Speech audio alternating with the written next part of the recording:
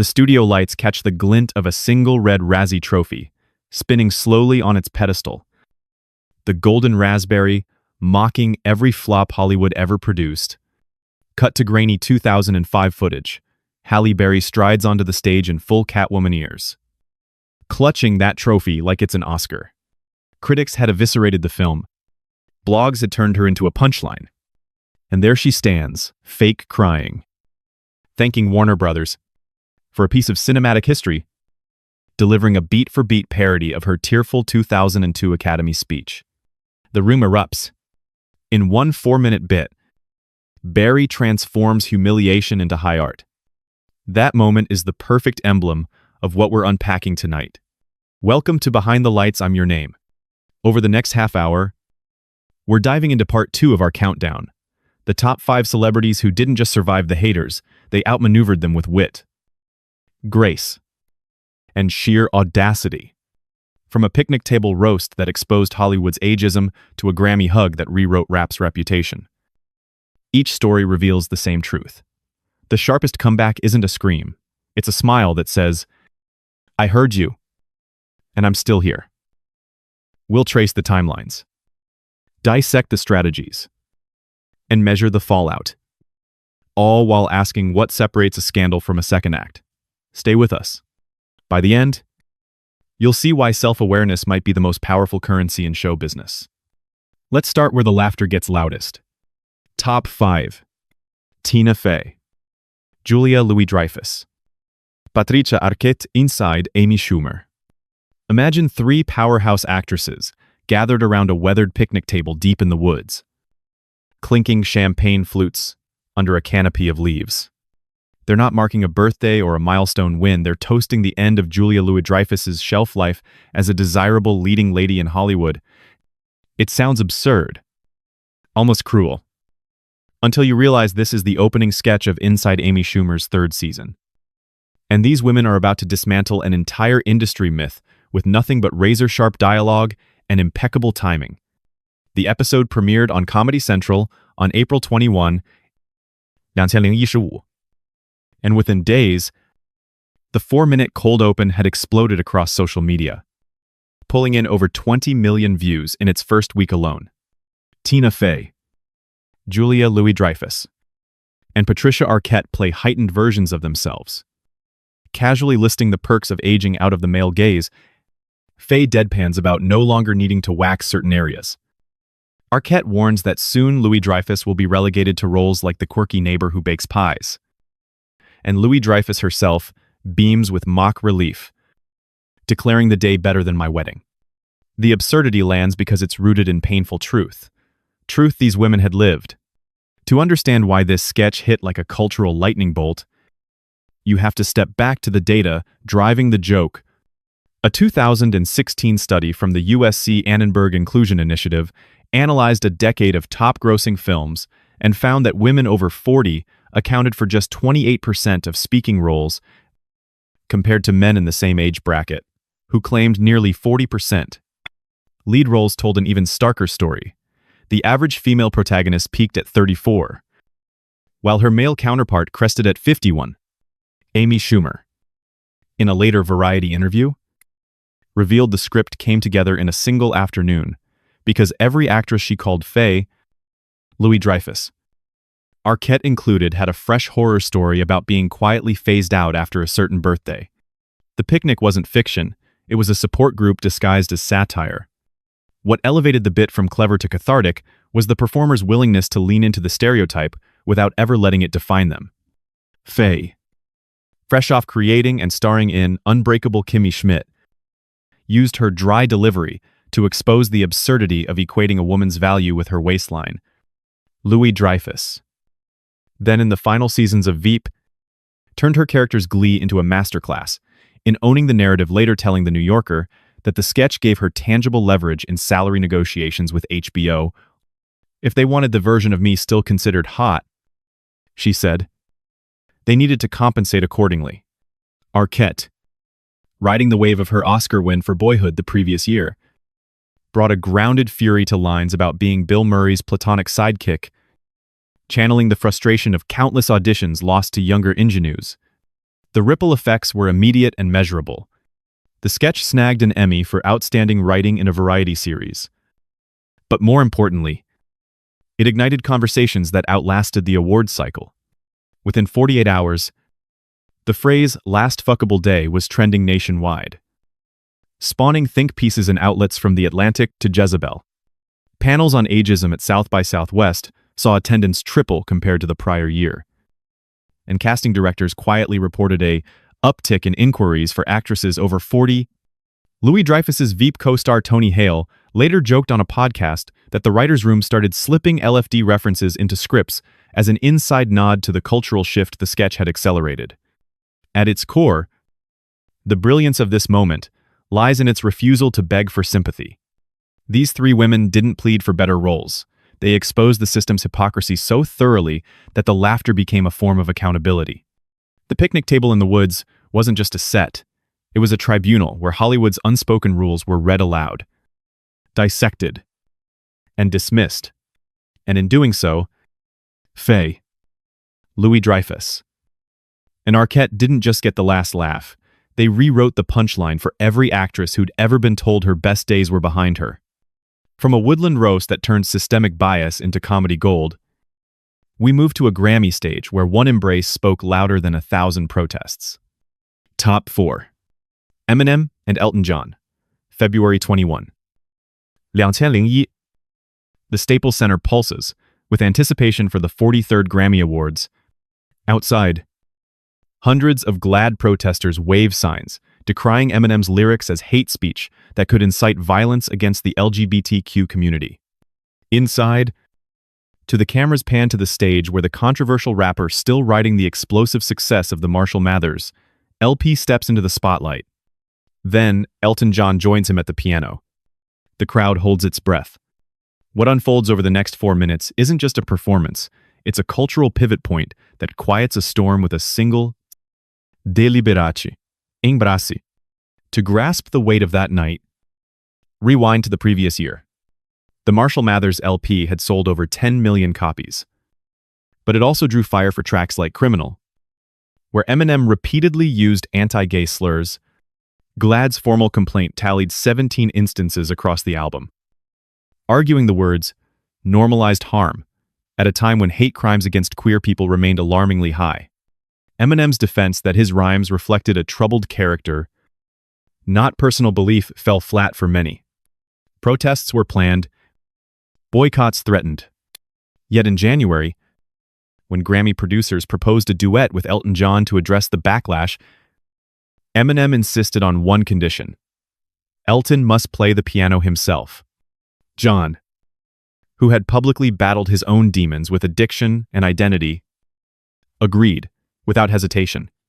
The performance of Stan begins with thunderous sound effects mimicking the song's obsessive fan narrative. Eminem delivers his verses with raw intensity, while John's piano weaves the haunting Dido sample into something almost elegiac. 27 million viewers watch at home. When the final note lands, Eminem pulls John into a hug that lingers for 3 full seconds, long enough for the message to register without a word. It's not staged affection, it's a statement. Elton later explained to Rolling Stone that he saw past the provocation to the pain underneath, saying he could separate the art from the artist because Marshall's struggle mirrored his own. Eminem, reflecting in a 2010 New York Times interview, admitted he needed someone who had walked through similar fires. And Elton was the one who picked up the phone at 3 a.m. The fallout was swift and multifaceted. Glad's on-site protest lost steam almost immediately. The organization's executive director described the duet as a teachable moment, acknowledging that visibility could sometimes bridge divides. Rhetoric alone couldn't. Stan re-entered the Billboard Hot 100 at number 51 the following week, and Eminem walked away with 3 Grammys, including Best Rap Album. Album sales surged by another 2 million units in the month that followed, proving controversy, when met with authenticity, could amplify rather than derail a career. This wasn't about erasing the lyrics, those words remained, and debates about their impact continued for years. But the embrace represented something deeper, the the first high-profile alliance between a rap provocateur and a queer icon since the height of the AIDS crisis, it humanized Eminem in ways apologies never could, showing that reconciliation doesn't require perfection, only willingness to stand in the same light. Over time, their friendship endured. Elton became a quiet mentor during Eminem's sobriety battles, and the rapper sent playful gifts for John's civil partnership ceremony. The Grammy stage became less a courtroom and more a classroom, demonstrating that one genuine connection can outvolume a chorus of critics. From a hug that bridged worlds and silenced protests, we shift to a moment where the protest never fully materialized, because the target refused to take the bait. Top 3. Beck. The 57th Grammy Awards. February 8. 2015. The Dolby Theater is electric, as Pharrell Williams opens the envelope for Album of the Year, Morning Phase by Beck. The room erupts in polite applause, but the real drama is just beginning. Kanye West, seated front row, leaps from his chair and strides toward the stage, echoing his infamous 2009 interruption of Taylor Swift. Halfway up the steps, he stops, flashes a grin, and retreats. The moment lasts mere seconds, yet it becomes one of the night's most replayed clips. A near miss that says everything about composure in the face of chaos. Beck, the laid-back architect of genre-blending masterpieces like Odelay, had entered the evening as a dark horse. His introspective Morning Phase, an album born from personal loss and quiet reflection, competed against heavyweights Beyoncé's self-titled visual revolution, Sam Smith's heartbreak anthems, Ed Sheeran's acoustic dominance. When his name was called, Beck's reaction was pure humility. He later admitted to Us Weekly backstage that he fully expected Beyoncé to take the prize, quipping, "Come on, she's Beyoncé." That genuine surprise set the tone for what followed. Kanye's post-show interview with E! News turned the spark into a firestorm. Visibly agitated, he declared that Beck needed to respect artistry and hand the award to Beyoncé, framing the win as a slight against true innovation. Social media ignited, with debates splitting along lines of race, genre, and merit. Beyoncé's cultural juggernaut versus Beck's understated craftsmanship, yet Beck refused to engage the bait. In interviews the next day, he praised Kanye as a genius and emphasized his own admiration for all nominees. His manager had prepped him well, drawing lessons from the 2009 VMA incident: deflect with kindness, elevate the conversation. 6 days later, Kanye tweeted an apology, calling Beck one of the nicest guys who plays like 37 instruments, a rare public retraction that humanized both artists. The numbers tell part of the story. Nielsen reported a 199% spike in Morning Phase sales the week after the Grammys, pushing the album back into the Billboard Top 10. Grammy viewership climbed 11% year over year, largely attributed to the Kanye cameo effect, proving that unresolved tension draws eyes. But the deeper impact was cultural. Beck's "kill them with kindness" approach became a blueprint for crisis management, memed across platforms as the ultimate de-escalation tactic. It highlighted a stark contrast where outrage amplifies division, restraint invites reflection. Beck's response wasn't born from naivety, it was strategic serenity. He'd navigated the music industry's shifts for decades, from slacker anthem Loser to experimental triumphs, always prioritizing artistry over ego. In that moment on stage, accepting the award with a nod to his competitors, he embodied the quiet confidence that turns potential adversaries into admirers. Kanye's eventual olive branch underscored the power of grace. It doesn't just disarm, it disarms and rearms the narrative in your favor. This near interruption, met with unflappable poise, transformed what could have been a villainous footnote into a masterclass in dignity. From a stage rush that fizzled into respect, we turned to a digital prank that backfired spectacularly, raising $50,000 and a whole lot of goodwill. Top 2. Taylor Swift, 2013. the height of Taylor Swift's Red era. A Boston radio station, WFNX, launches a simple online contest. The school with the most votes gets a free private concert from the pop superstar. It's meant to be wholesome promotion. Then the internet gets involved. Anonymous users on 4chan and Reddit spot the loophole, no verification required, and flood the ballot with votes for the Horace Mann School for the Deaf in Allston, Massachusetts. The intent is cruel: send Swift to perform for students who can't hear her music. Turn her into a laughingstock. Within days, Horace Mann surges to the top of the leaderboard, and the prank spreads like wildfire across message boards. Swift's team notices the anomaly almost immediately. Vote patterns don't match typical fan demographics. The spikes come in bursts from IP addresses tied to known troll hubs. Publicly, the station scrambles, hinting at possible disqualification. Behind the scenes, Swift and her management face a choice: call out the sabotage and risk looking petty, or let the joke land and damage her carefully cultivated image of approachability. In a 2014 Rolling Stone profile, Swift later revealed the internal debate lasted less than an hour. Her response wasn't anger, it was amplification. Instead of a statement condemning the trolls, Swift quietly donated $10,000 to Horace Mann. She then posted on her website and social media, challenging fans to match her gift. The result was staggering within a week. The total climbed to $50,000. The money funded a new state-of-the-art music therapy room equipped with vibration-sensitive flooring so students could feel the rhythm, plus a collection of signed guitars for the school's adaptive arts program. The principal, appearing on CNN, described the moment the check arrived. Our kids didn't feel mocked, they felt celebrated.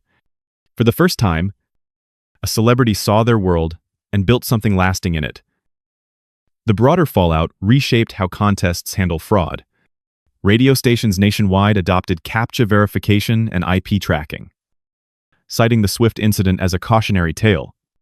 YouGov polls showed Swift's favorability among parents jumping 18 points in the months following, as the story of turning malice into meaningful support resonated far beyond her core fanbase.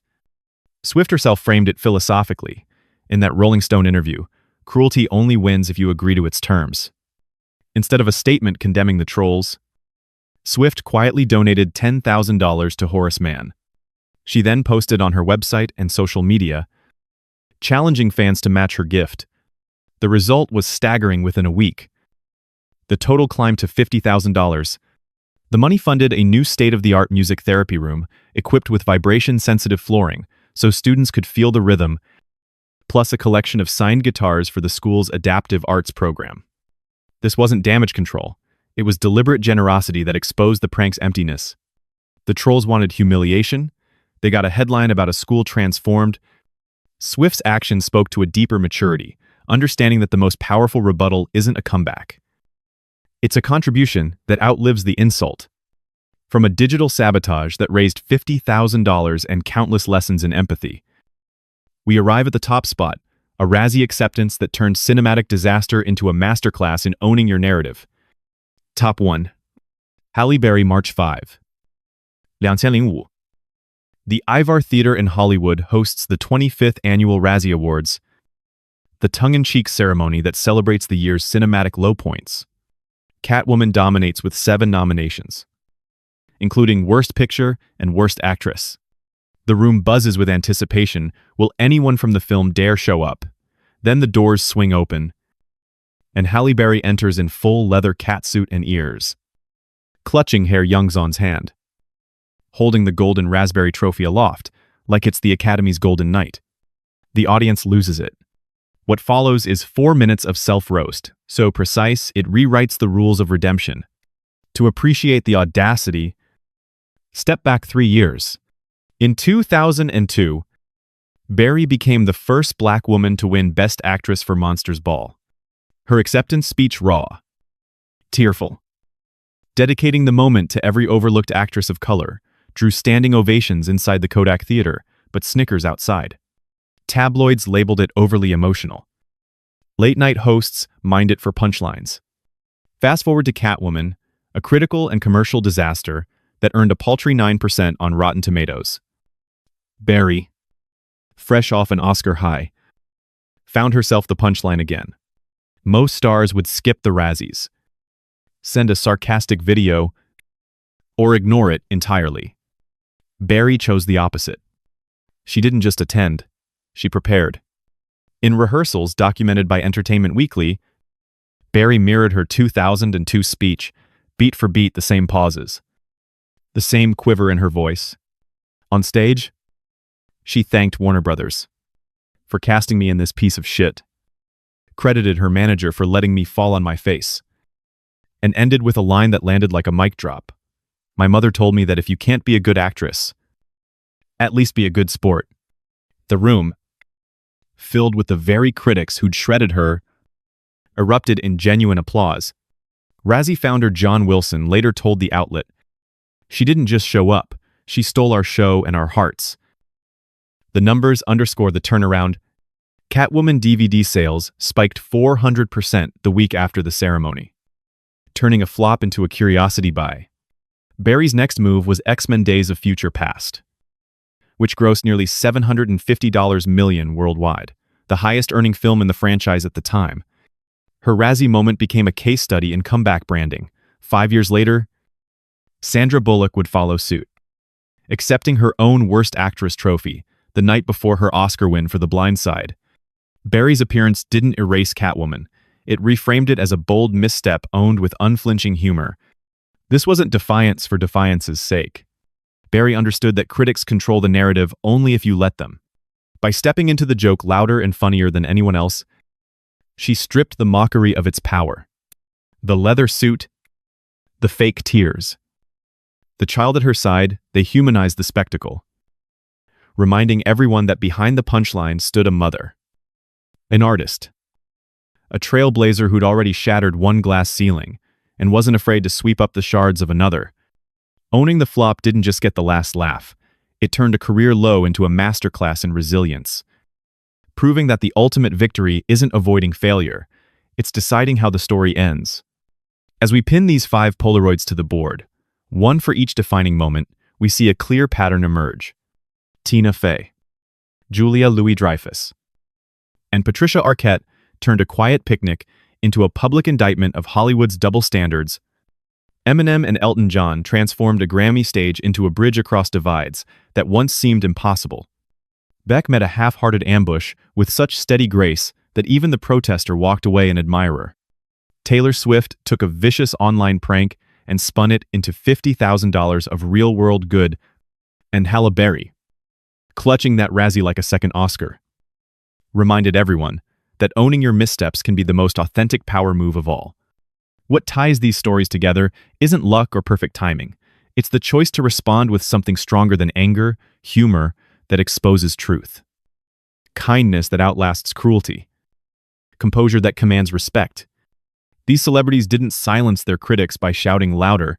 They did it by shifting the conversation entirely. Now it's your turn. Which of these 5 moments felt like the ultimate last laugh to you? Drop your pick in the comments below. I read every one.